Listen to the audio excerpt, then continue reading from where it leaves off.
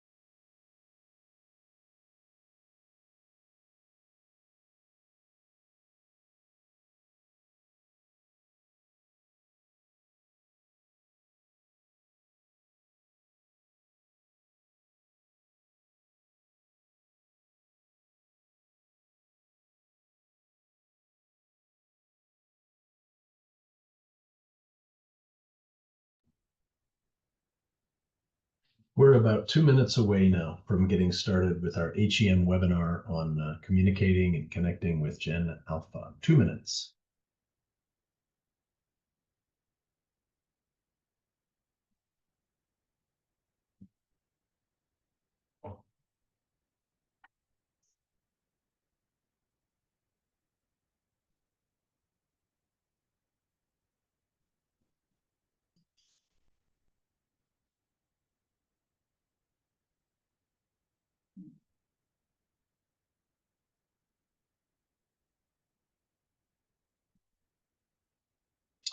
All right. Thanks everybody for being here early. We're about a minute away, so you'll have 1 minute to get whatever you need to get comfortable, to get set.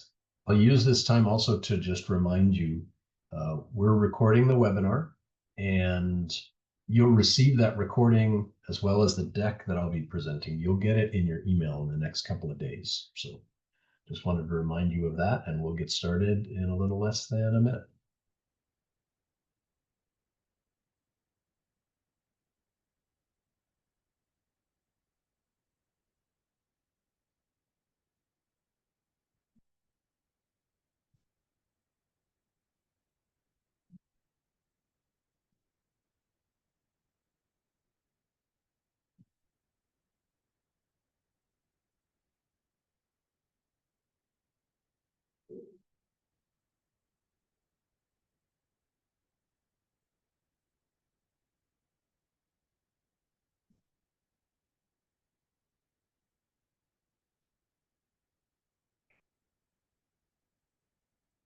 All right, let's get started. Hello and welcome to this HEM webinar series presentation. And our topic today is Next Gen Recruitment, getting ready for and connecting with Generation Alpha. This is presented by HEM Education Marketing Solutions. If you're not familiar with us, we're a digital marketing company that serves only the education sector. So we serve all types of schools, but only schools. So it could be a K-12, a vocational or career college, a language school, college or a university. So public and private, large and small. We serve the education sector specifically with digital marketing services that you see before you here. The main point of difference and our reason for existing and existing this long really is something you already know. The e-commerce marketplace for education, for attracting, engaging, and enrolling a prospective student is so very different from any other e-commerce out there. We get that, whether it's organic, website, social media driven, whether it's paid ads on Google or across social, or other aspects of your CRM, your lead nurturing, and your forms and lead categorization, as well as our online application portal, our CRM, and our student information system. All those things we have are built for schools with schools in mind, basically with our conversations, based on our conversations and experiences with schools. So that's who we are. That's the expertise I'm bringing on behalf of my entire team. So I have colleagues in all those facets of online marketing, and I'm sharing with you our collective knowledge. My name's Scott, and I work as our representative across Canada and the US to consult with schools, to provide sales and matching our services with you. So that's me, and I'm happy to be here with you. Today we will be talking about Gen Alpha, right? Who are they? How do we reach them? What are some examples already that are effective? And what are some strategies that you can launch now and in the future? And of course, as always at HEM, we talk about what data points are we looking for to see if the work that we did here, if it's paying off, if it's working, what's the ROI? It's a good time for a reminder that this session is being recorded.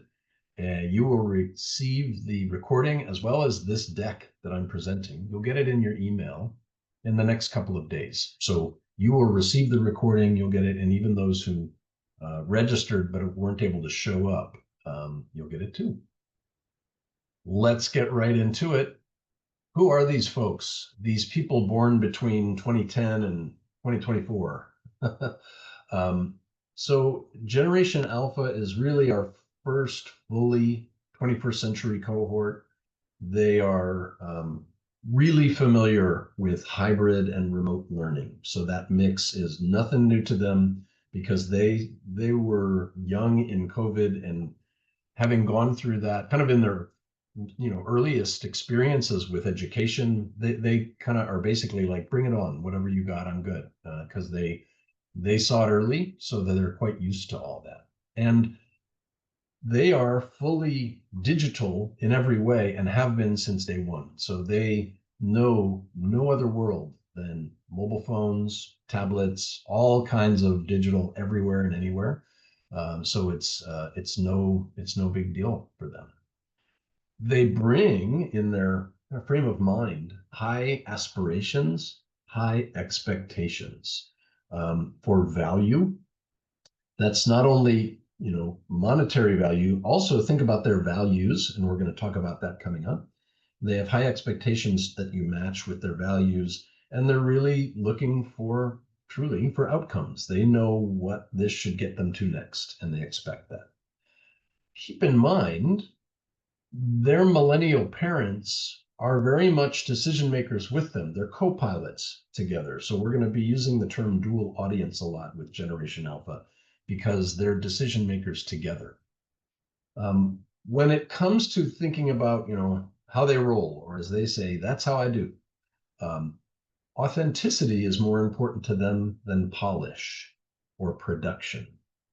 Pure voices are more important to them than brochures and glossy images.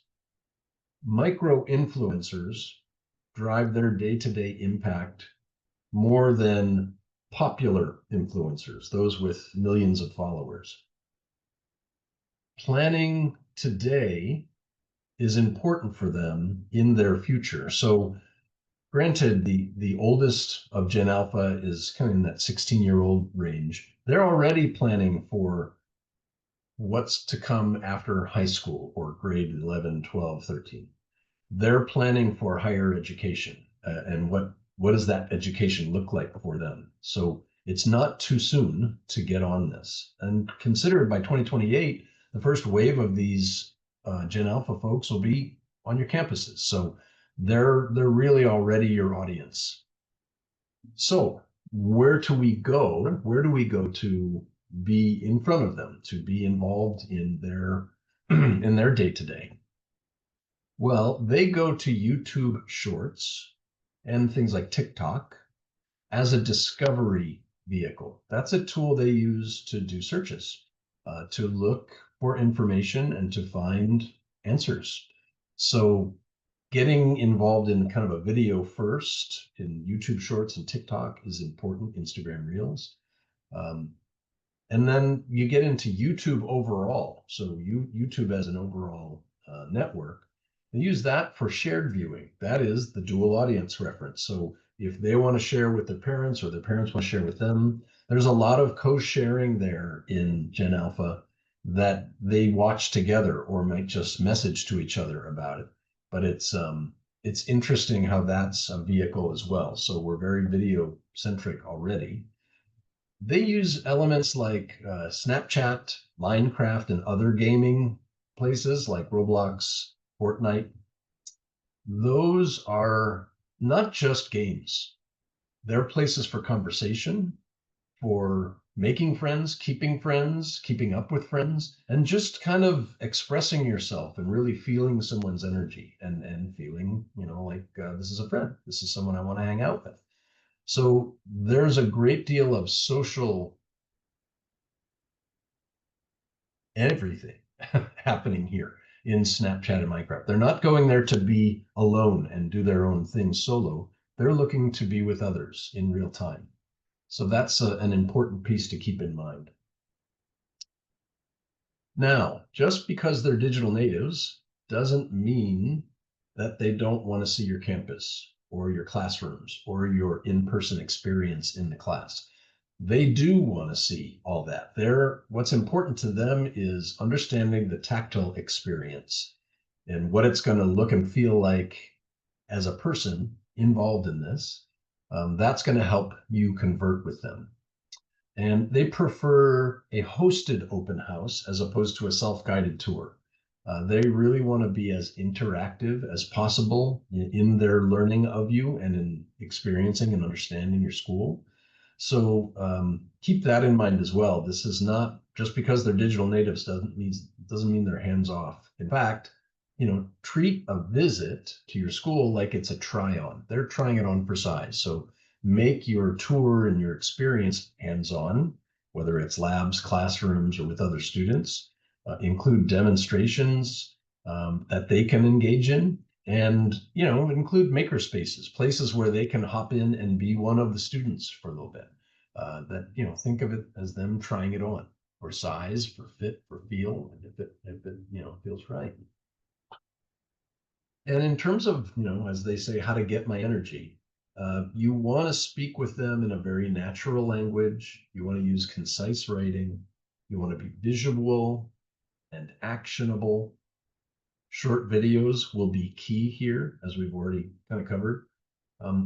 FAQ blocks can work easily with these folks to resolve micro questions. So they're really looking for quick questions to some specific answers. They're looking for specific answers to their quick questions. And if you have blocks of FAQs, they can help to resolve those on micro questions. Create your content to be answer first. Again, those expectations they have are, one of clarity right up front. They don't want to hear you babble on about the history of your school first, and not to demean that in any way, but what really matters initially to them is, what do you have today? What is it going to look like when I step in the doors? And then once you get into that answer first, you get that, you get past that, then you can talk more about the culture, because we're going to talk about culture and that's important to them as well. But it's really an answer first. Don't just give me a big broadcast that you'd say to everybody first. Okay, so now that we've talked a bit about who they are and what they, how we're going to connect with them best, I have one of our first poll questions to ask you. What are you already doing today? What are you most focused on today that might currently be reaching Gen Alpha? There might be things that you're doing like short form video, authentic content creation, YouTube or Snapchat videos. So what we're talking about are things that might involve user generated content. That is content that's created by your students, by your graduates, and it speaks on behalf of the school in a bit of a sales pitch, but not really a sales pitch. It's more about their experience. So we'll launch that poll now and let you vote. Your vote is anonymous, so we're not going to see who said what, but it's really useful to see who says what, because that helps you to measure where do I stand as well. So it is interesting for us. Hopefully this will be interesting for you. The votes are pouring in. Please do engage here and jump on poll number 1 and tell us what you think. what are you doing today that might be reaching Gen Alpha based on what we just talked about? Okay, let's go ahead and share those results. And it's a mix, very interesting. So a lot of you are doing short form video, and that's to be expected. I get it. And that's going to connect here, which is great. It's you're having a head start. Some of you are creating more authentic content or using more authentic content like that user generated content by your students or grads. A few of you are utilizing YouTube and Snapchat, and some of you still figuring out. That's why you're here. We appreciate you being here. So thank you. That again helps us to see kind of what's happening in the context of what are you doing currently that we can apply to this. So we're going to begin directly going into some strategies that you can utilize to connect with Gen Alpha. So we're going to begin with an acronym called PAC, which is short for platform, algorithm, and culture. So when we're talking about platform, we're going to be talking about what online platform should I be using to reach Gen Alpha.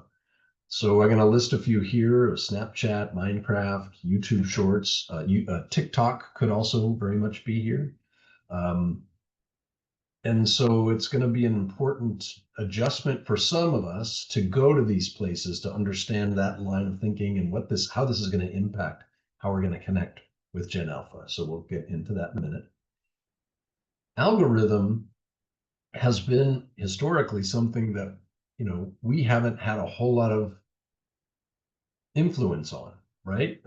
It's algorithm is something that our friend Al there, the computer bot, does, and we don't do. But what we're going to be able to guide you toward is designing content for how it travels and what's going to make it travel best, like hooks, watch time, and shareability.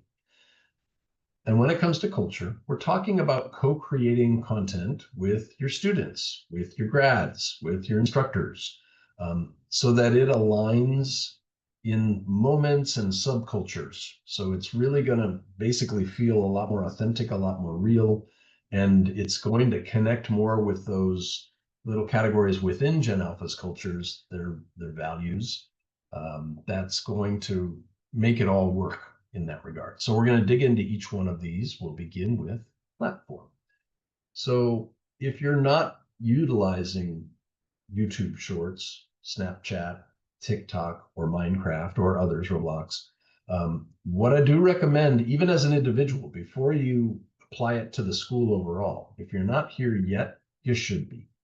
Hop in, see what everyone's doing and saying, and what's connecting, and what's taking off, and you can very much pick up on trends in just a few days of what's important or interesting today, funny.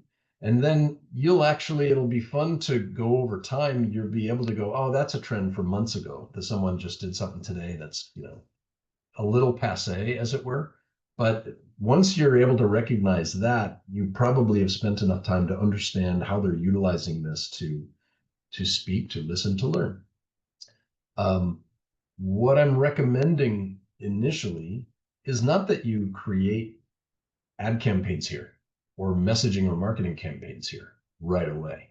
It's important, I think, that you first understand it and see where your school fits.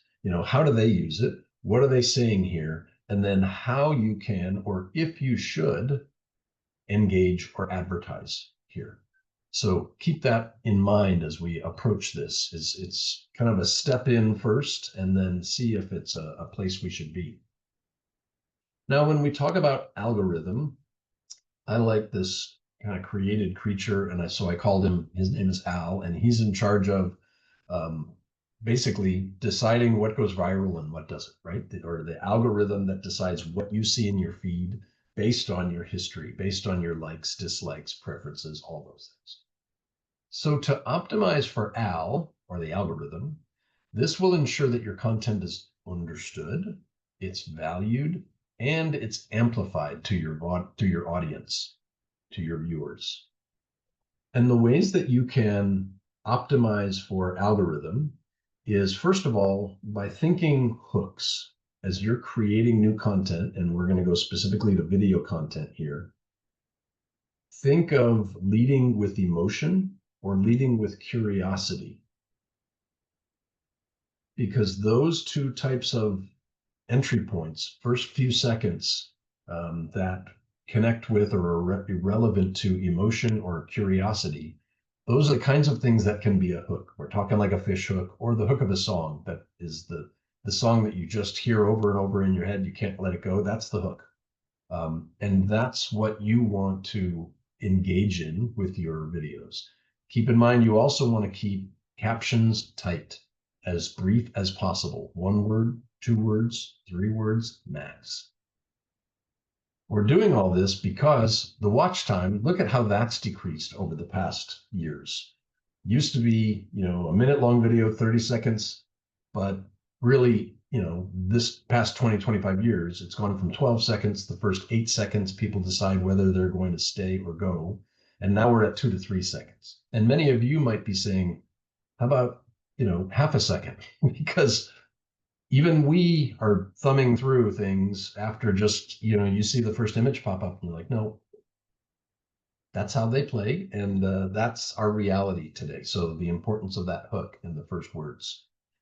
And based on shareability, what I recommend you do is in those platforms that you choose to engage in, whether it's TikTok, YouTube Shorts, Snapchat, whatever it might be, make sure you understand how content can be shared and make sure you optimize your content to be shared. They're each a little different, a lot of similarities, but sharing is critically important. That's the referral from friend to friend. Again, this is how they communicate and chat and share things that interest them. They might want to share with another friend. So keep that in mind. When it comes to culture, I like this line first. Algorithms get you seen, culture gets you remembered and shared. And I'll correct that remembers to remembered when we send this out to you. But algorithm gets you seen, culture gets you remembered and shared. Because culture is going to align with their values, which are things like the environment, sustainability, global awareness, diversity, well-being, a person's well-being, and not just themselves, but everybody's, and self-expression.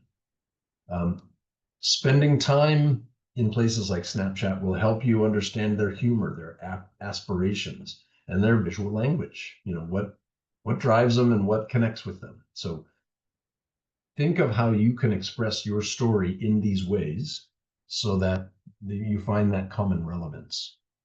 And also in culture, think of it this way, that cultural fluency beats corporate tone every day with Gen Alpha. So you want to show, don't tell. Don't start with your sales pitch. Start with, who are our students? What are they experiencing today? Who are our graduates? How are they doing a year out or 2 years out of our school? Those are the kinds of things that are really going to connect with them because they're authentic. They reflect your student and local community. So use those student and grad voices all you can. If you've already started doing that, and I know a lot of you have, we've been talking about using student grad voices for years, right? But now it's time to just make that core. It's not now this new exception of this great one video I have this month from a student.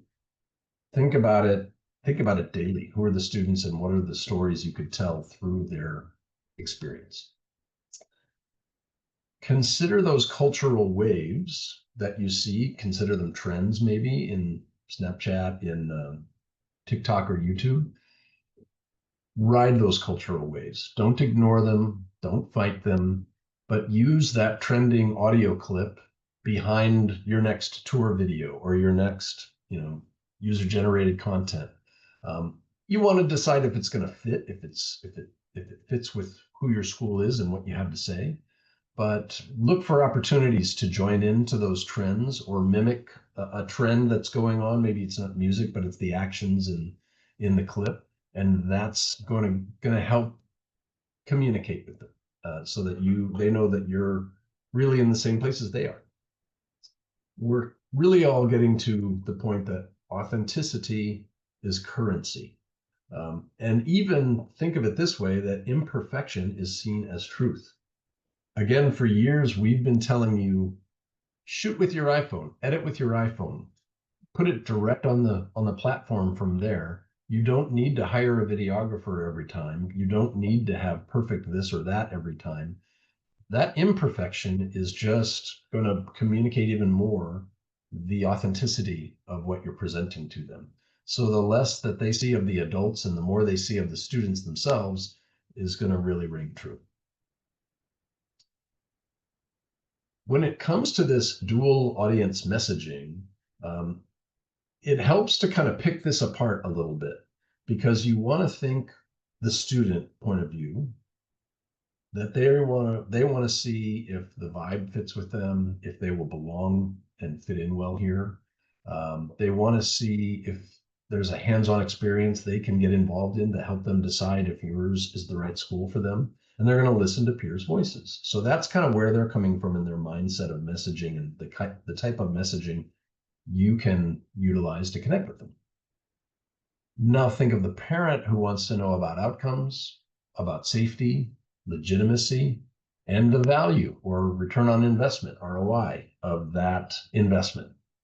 So sometimes you can apply peer voices that can express safety, legitimacy, etc. You can really go about many ways to combine the two here. And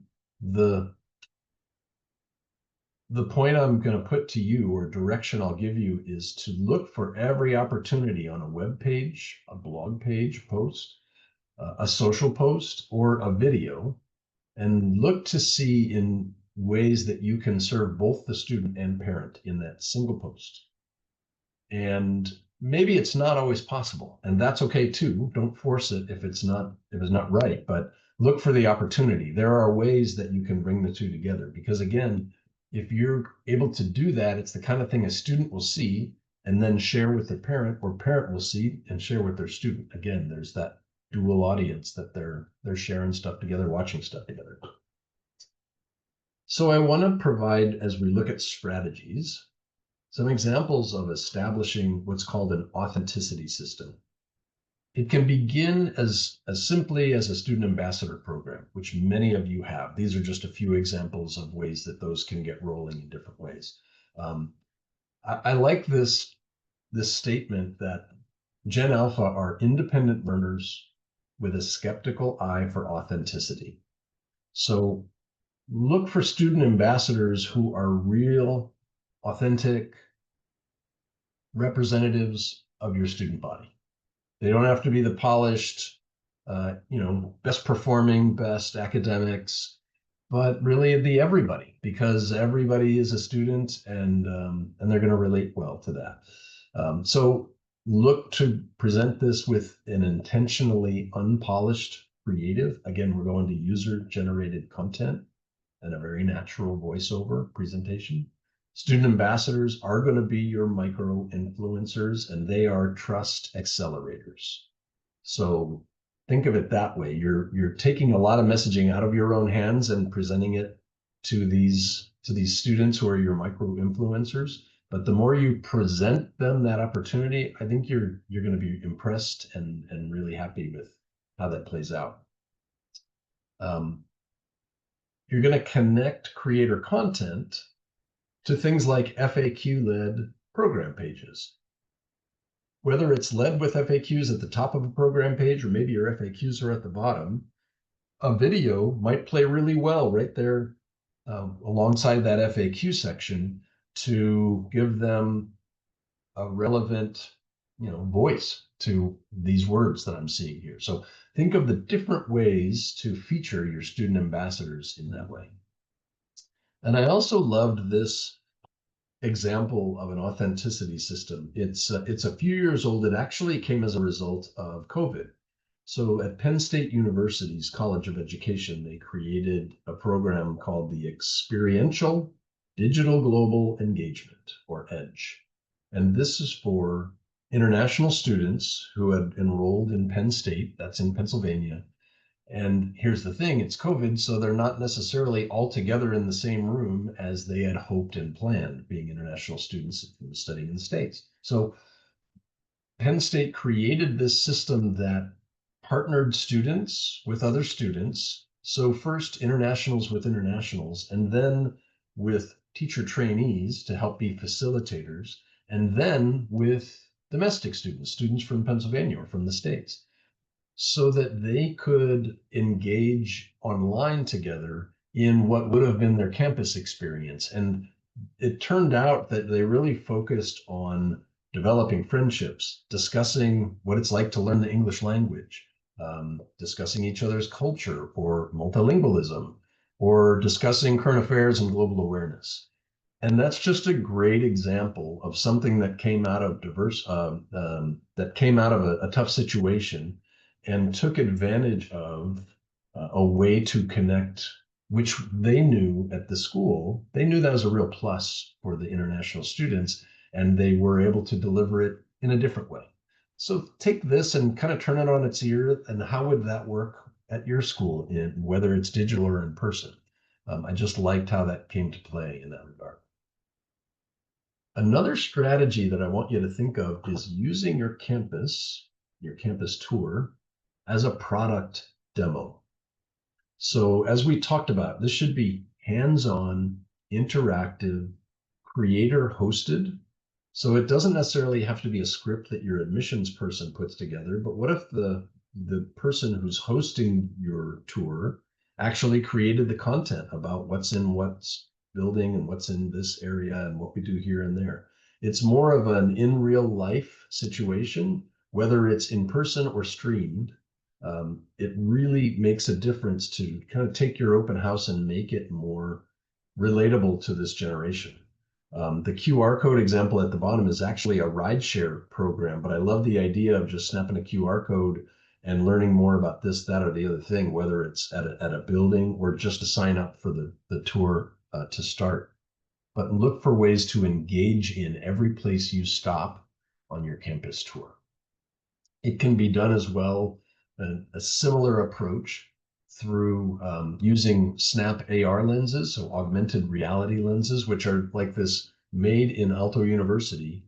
That's just an AR lens that people can put on their own videos of their experience on campus. So they're telling their story and they're communicating to prospective students, this is what it's like to be a student here, to be in my chemistry lab or in my other class. And it's a great way to utilize these channels in ways that is relevant and just a toe dip in. You don't have to go all in and have it as a complete takeover. Take those first steps more easily. You can repurpose your events and their clips of them, the video clips, into YouTube Shorts. Look to brand as you put your students in these videos. Look to brand your school as you do. So it's important to carry that name so that they know what we're talking about. All right, so we're changing gears here because everything we've talked about so far is social, right? Social channels. Then what we're about to talk more about is your website traffic. Interestingly, your website traffic is not necessarily the first place that Gen Alpha is going to go. So social is really the place where they're doing their research and learning of you initially, maybe that discovery phase, that awareness stage. At the same time, ChatGPT, Copilot, Perplexity, and Gemini are growing as well. In fact, that group as a foursome altogether has had a greater than 500% year over year increase in users just in the past year. And that's probably, up to 600 by the time I finish this webinar, right? So it's growing fast.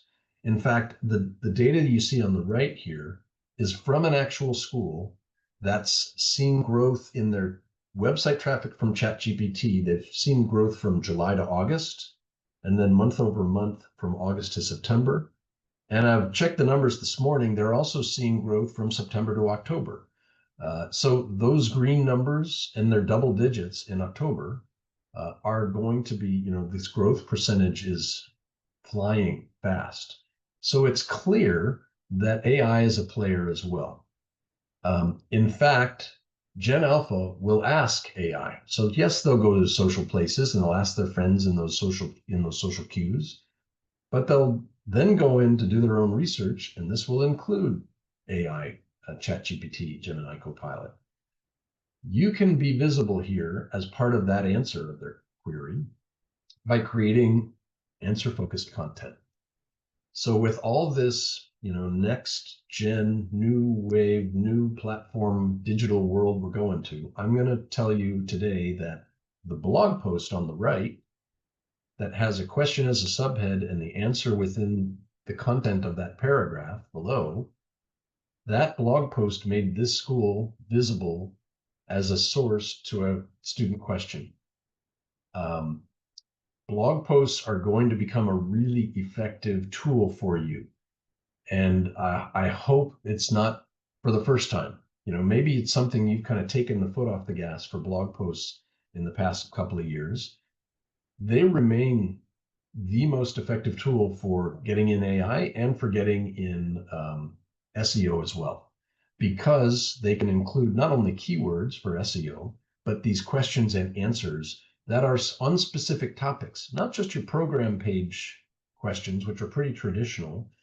AI questions get very specific, and you can touch on many topics in this regard, in this way, and really get a little more specific on each of these topics. The other kind of age-old online tool is new again and effective again is FAQ. So before we had FAQ pages where all the FAQs were stuffed in one page.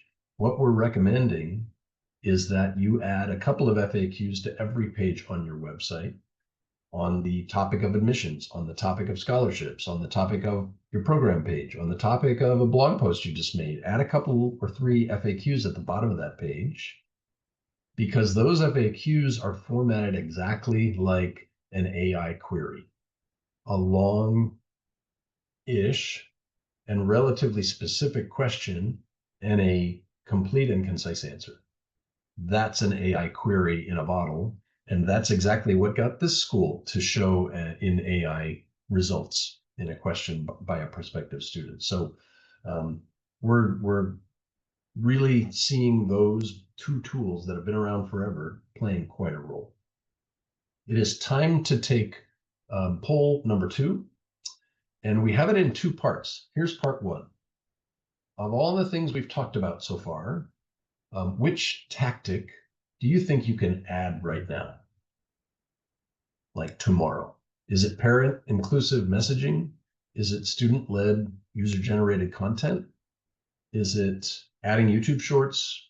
And we'll go ahead and launch the poll as I say these, so you can vote. Is it adding, a Snap augmented reality lens that embraces your school, your brand?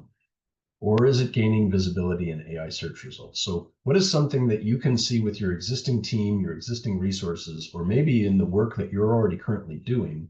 What can you do right now that's adding to connecting with Gen A?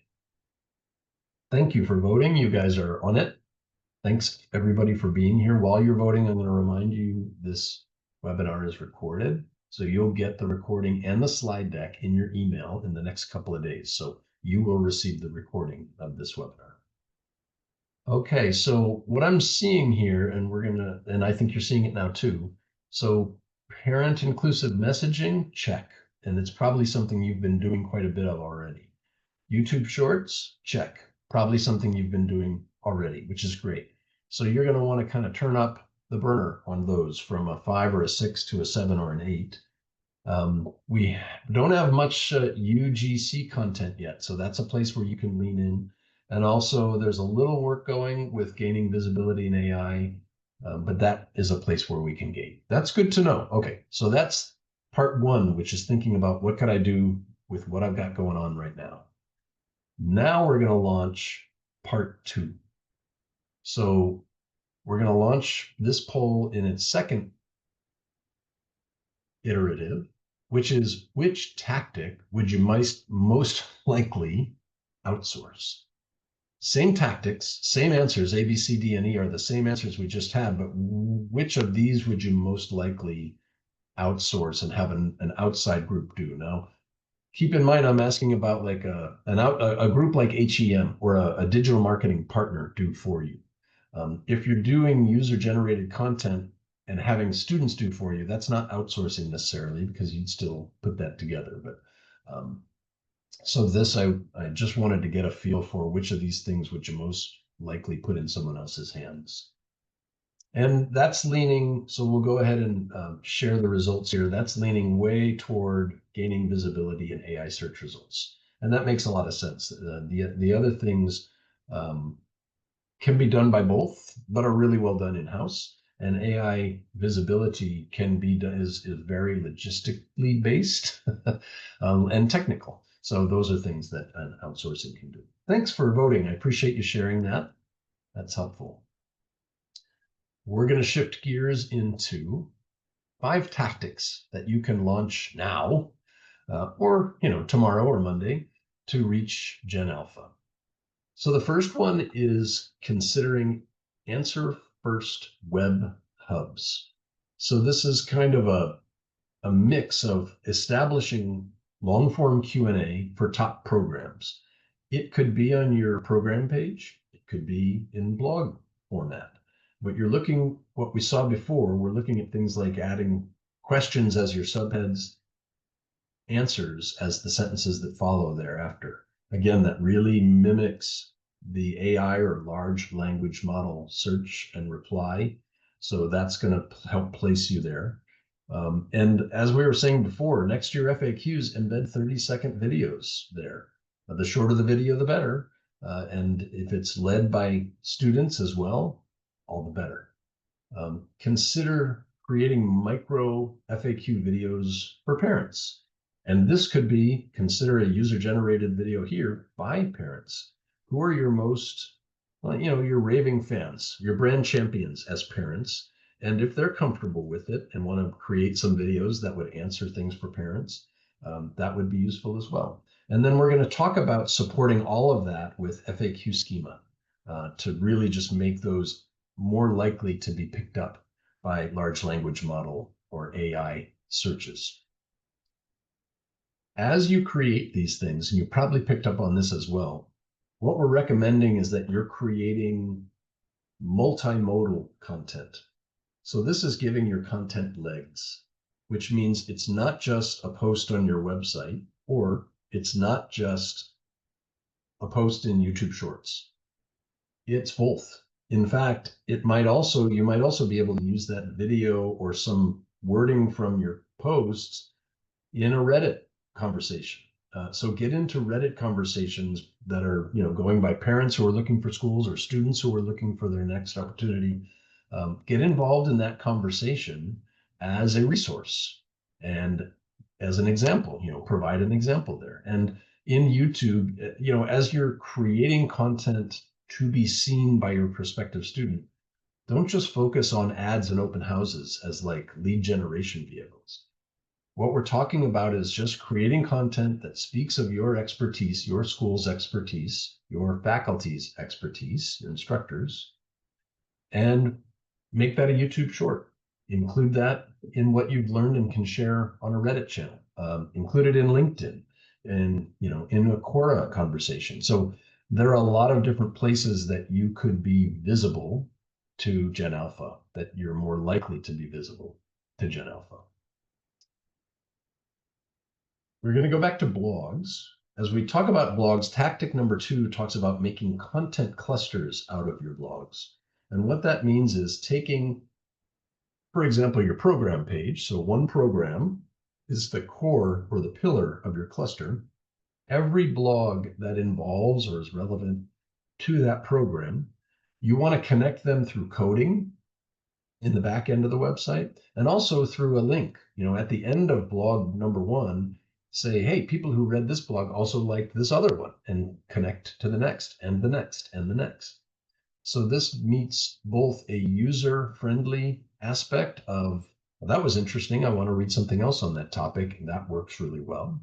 It also creates technically, literally, a larger target for Google and other bots to see when cosmetology in this case is the keyword, or there's a keyword question that involves where can I find a good quality cosmetology program, the bots are looking at a larger target and not just your pillar page. So you're more likely to be shown in a better SEO ranking and more likely to be shown in GEO, in the generative engine optimization, an answer to that question. Tactic number 3. So PAC first. Get involved in YouTube Shorts, Instagram, and Snapchat. It's more conversational. It's where they go, where Gen Alpha goes to discover new things. And it allows you to kind of let your hair down, so to speak, and embrace the playfulness of either it's augmented reality or filters. It's just a fun place to go to speak and communicate, where you don't have to be so serious and so static and stiff. You can really express who you are. And it's a great place where user-generated content is going to play well over polish as well. Now, an interesting tactic is considering the gaming world in all of this, because this Gen Alpha has grown up gaming their whole life. And so I just want to give you a couple of examples so that you can understand where it is you might fit in or feel comfortable with your school. It's an example being Ireland's Future is Mine, which is a program that's 5 years old, folks. It's 4 years old, almost 5, where Dublin City University and Microsoft got together to create a program that's based on Minecraft. Minecraft itself has created an education arm that is building digital skills through Minecraft, and they're teaching school leaders on how to do that. That's that example you see on the right. And I love this example at the bottom. I'm going to let it play. The audio is a little iffy just because we're in a webinar, but this is a campus tour for Santa Clara University using Roblox.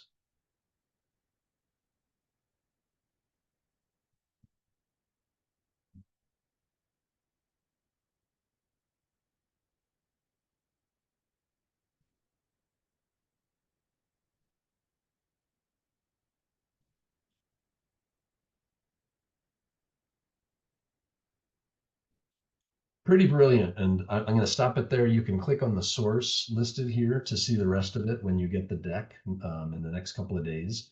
But a really cool way to simply, build with gaming in mind, not just get on a gaming platform and say something. Another great gaming example is what's called Skills Jam.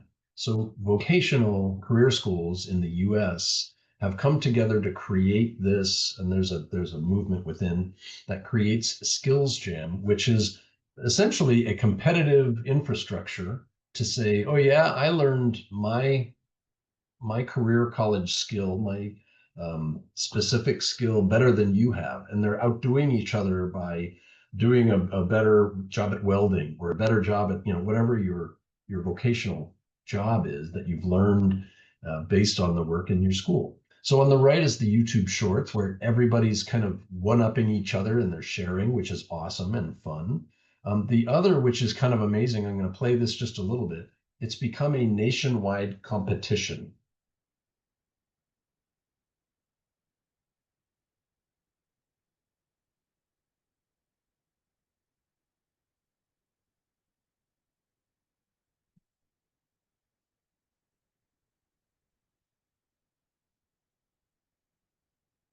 So trade schools where students are trying to one up each other, and then they get together in a stadium to celebrate the winners. And so it's quite amazing, and consider it's basically embracing that online gamification of life in a way that's very in real life. So that's a fun one. The last and a really important one here is called schema markup. And this is where, for those of you who said you would most likely outsource that AI visibility optimization, this is the type of service that folks like HEM can really help with. It's taking your data, unstructured data, which is really, that's just your written word of a program page or a blog in jumbles of, different colors in different places. So whereas that's written really well for a human and we interact with it well as we read it, we take that same article and what we do is we structure it in the bottom example, structure it by program, campus, job placement, reviews, testimonials, whatever categories you want. And we structure that article in a way that a machine can read it, that Al or the, the Google bots can read it really clearly. And it makes it at least 30% more likely that you're going to be visible in the AI response. So creating schema markup, which is a type of structured data, is really going to make a difference. It's a very technical aspect that goes into coding on the back end of each page of your website. We can help you with that. All right, before we wrap up, and I know we're running long, I want to know one last poll here. What is your biggest blocker to evolving for Gen Alpha? So I'm interested to hear what you have to say in terms of what is your school's biggest blocker to evolving for Gen Alpha. And the poll is now open for you. So we're going to do this last poll with you. Let us know if it's, I can't keep up with the changes, we don't have time, I'm not sure about getting buy-in from my organization, from my school, and establishing a school tone in Gen A speak. Or maybe you're like, you know what, I'm in. Let's start now. I'm ready. Or maybe you're already starting. You're already there. In fact, I see a couple already started. So thank you for voting. I'll remind you, you're getting this webinar in your deck, in the deck and the recording in your email. Thanks also, you've all stayed online with us, and we're just about to wrap up here. We'll go ahead and share the results. And what we're seeing here is what's getting in the way mostly is time. So what I think you're going to find yourself doing, and what I recommend you do, is take what you're doing now, apply it through the filter of this presentation and others like it, and see what you can do, not by adding something to do, but simply by doing some things a little differently. That's going to help you with the time. So thank you again for voting. Awesome. Let's wrap up with how to measure. How is this working? You're looking at KPIs like traffic to your FAQ pages or Q&A hubs, click-through rates from your shorts, your YouTube shorts, or your Snapchats that end up as not only visits to your website, but signups to something. And then traffic from AI bots, or sorry, AI search engines, ChatGPT, Gemini, Copilot, Perplexity. You can measure that traffic to your website. And we'll show you the tools here. So the first is in your Google Search Console. Go to Queries, and you're able to see which topical type queries are program related to the programs you offer. These are the things that people typed in as their query in Google that led to someone clicking on your website, maybe even filling out a form on your website. Also in Google Analytics, stick in the Analytics section and go to Acquisition, Traffic Acquisition, and then sort by source medium. So by sessions based on source medium. And just above that, there's basically a search field where you can type in the word chat. And what you'll see as a result is the traffic in the past period of time, past 30 days, for example, that you received at your website from ChatGPT.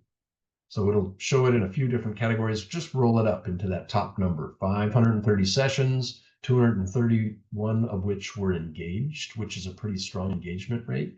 And you want to go over to key events, which means did they fill out a form on your website? So not only do you want to see number of sessions going up month to month, but key events as well. So just as you typed in to search for chat, you can type in for YouTube, Reddit, Snapchat, and do the same and see which of these channels over time are engaging more traffic to your website.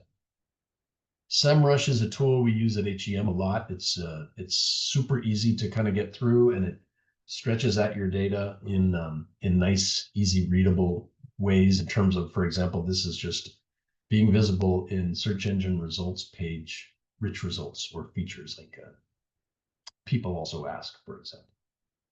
Okay, so we're going to wrap it up here. If you've got a question, please type it in the Q&A.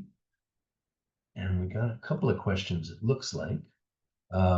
So as I kind of put through here, I want to ask you these questions, which you're seeing. If you don't know the answers to these, or you want to know the answers to these, give us a call and let us do a free assessment um, of your online presence so that you can understand what are your top organic sources for website traffic, which of those sources fill out forms on your website, and is the money that you spend on your campaign paying off? So that's exactly what we're offering in a free online assessment. It's a great way to start the conversation. There's no commitment to work with us. It's just a great way to kind of get down to facts and understanding the context of what can you do now and next to optimize. All right, let's get into your questions here. Karen writes, you mentioned FAQs. If your content is well written, you shouldn't need FAQs. I find that FAQ content is redundant. There's a lot other, there's more here. So can you clarify the reference to FAQs? What I'm going to ask you to do is take yourself out of the equation. Take your preferences out of the equation. You are not the prospective student or parent. No matter if you have children who are students and you act in the actual role of a prospective parent, if you're the marketer and the person in charge of creating the content, you need to remove yourself from any point of view that says, I don't think those aren't worthwhile to me. FAQs are repetitive for a reason, because let's say it's a blog post. Reading through that blog post is awesome for the person who's able to read through the story you're able to tell. They like the paragraph format. They see a few bullets. It was an easy read. They were really helped through that. Some people see that and it's nothing but gray, and they're just like, I don't want to read an article. Gee whiz. When I clicked on that link, I was just hoping to get the answer. Oh, look, here's a question and an answer, a question and an answer that does repeat exactly what is said in the article, but in a different way and in a different presentation. And that's their preferred learning mode. And also, beyond that, the FAQs below your article are going to be picked up by ChatGPT, Perplexity, Copilot, Gemini as the element that is used to cite your page in an AI inquiry. So you're using it to treat the folks, to the people themselves in their learning preference, and you're also using it to technically be more visible in AI search. So I realize some of these things you might be like, I don't know that that's going to be effective. We have found in our past year or two of work in really trying to get on AI, this is effective, and we provide this for a reason, because we've seen the numbers go up as a result. A great question. If you click share sound, oh, someone's trying to help me share the sound. I appreciate that. You can watch the sound in the video when you get the deck, and you'll get it in your email the next period of time. I think a couple of days. So either Friday or Monday or Tuesday, you'll get your email with this webinar's video and with the deck that you can click and watch the videos that we showed today as examples. Thanks very much. I appreciate you guys attending and staying with us for so long. Have a great afternoon.